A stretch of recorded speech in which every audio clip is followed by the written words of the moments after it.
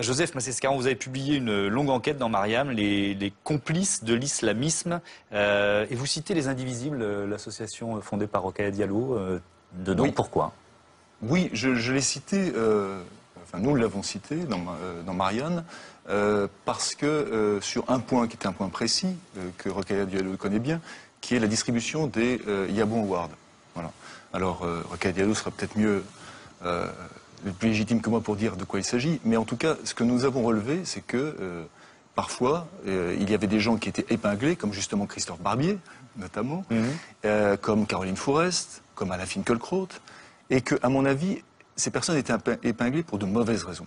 Ils étaient épinglés pour de mauvaises raisons, c'est-à-dire, le fond du débat, aujourd'hui, c'est de considérer, d'où un certain nombre de problèmes que nous avons à Marianne, c'est que critiquer l'islamisme, c'est critiquer l'islam. Que critiquer l'islam, c'est faire de l'islamophobie. Faire de l'islamophobie, c'est faire du racisme. Donc si vous critiquez l'islamisme, vous faites du racisme. C'est à travers ce sophisme, si vous voulez, qu'il y a, à mon sens, un vrai problème. Bien un vrai problème. Rokhaya Diallo, d'ailleurs, il y a une distribution d'Yabon Awards dans quelques jours. C'est le 12 juin au Cabaret Sauvage. Donc au départ, c'est pour montrer les racistes, les dénoncer. En fait, c'est une cérémonie qui décerne les trophées aux propos les plus racistes de l'année. Non, je pense que dans l'expression publique du racisme, il y a une grande part, malheureusement, qui est dévolue à des propos qui sont anti-musulmans. On fait bien la distinction entre la critique de l'islam, qui est parfaitement légitime, tout le monde a le droit de critiquer l'islam, et entre les gens qui critiquent les musulmans parce que musulmans, qui s'en prennent, par exemple, au fait que des femmes puissent librement décider de prendre de porter le voile islamique et de vouloir parallèlement travailler ou circuler dans les rues françaises. Et moi, je pense que primer Alain Finkielkraut, c'est pas lié à une question qui soit uniquement liée à ses positions sur l'islam. Alain Finkielkraut, il s'est quand même distingué pour des propos anti-roms, des propos anti-noirs. Ce sont des raisons pour lesquelles on l'a primé. Et Christophe Barbier, je rappelle aussi qu'il a été primé pour les propos qu'il avait tenus lors de des grèves qui avaient eu lieu en Guadeloupe en 2009, où il expliquait en gros que les Guadeloupéens étaient peut-être un petit peu trop feignants. Donc il y a plusieurs raisons. Et d'ailleurs, Christophe Barbier est venu chercher son trophée avec le sourire. Donc moi, j'ai du mal en fait à comprendre quel est le lien entre les Yabon Awards et l'islamisme, qui est quand même une idéologie intégriste, donc qui touche parfois aux confins du terrorisme. Pour moi, c'est dangereux, et je trouve que dans le contexte d'hystérisation du débat, dans le contexte où effectivement il y a énormément de violence, vous nous exposez aussi à des critiques, voire à des menaces, voire à de la violence, en nous associant à des islamistes.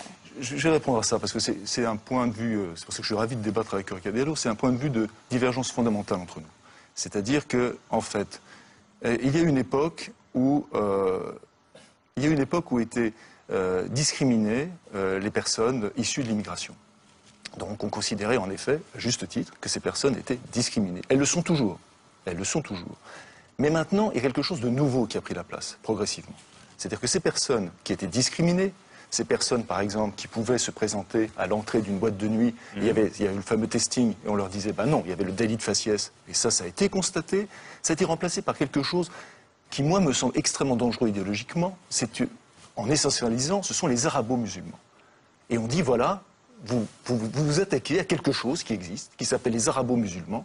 C'est une race. Alors d'abord, première nouvelle, est-ce que les Turcs sont arabo-musulmans, les personnes issues en France? Est-ce que ceux qui viennent du Liban, etc. Je ne vais pas faire la liste, elle est longue. Oui, mais finalement, quand vous êtes responsable de la publication, quand vous mettez un nom comme ça en pâture dans un article, vous exposez effectivement les noms que vous avez jetés dans votre article, la vindicte populaire, et parfois ça va assez loin, effectivement, sur les réseaux sociaux, non? Oui, enfin pour l'instant, en tout cas, c'est jamais allé aussi loin que ce que nous avons eu, puisque nous avons dû porter plainte. J'ai déjà fait condamner quelqu'un pour menace de mort. Mais simplement, on en reparlera des menaces. J'ai repris en effet sur Rokhaya Diallo. Pourquoi? Parce que c'était, en effet, pour moi, c'est une vraie différence, un vrai débat, là, pour le coup, idéologique. N'est-ce pas? Et nous savons, elle et moi, que nous avons une vraie différence, une vraie fracture idéologique. Elle considère, Rokhaya Diallo considère que, finalement, aujourd'hui, le racisme biologique qui est défendu par les racistes aujourd'hui, parce qu'il y a effectivement des vrais racistes en France, a été remplacé par une forme de racisme culturel. Moi, je pense que cette notion est une notion extrêmement dangereuse. Réponse rapide, Rokhaya. Moi, ce que je crois, c'est qu'il y a un racisme aujourd'hui qui est devenu acceptable. C'est-à-dire qu'il y a toujours du racisme contre les Noirs, contre les Roms, contre les gens d'origine asiatique, mais il y a aussi un racisme contre les gens qui sont présumés musulmans.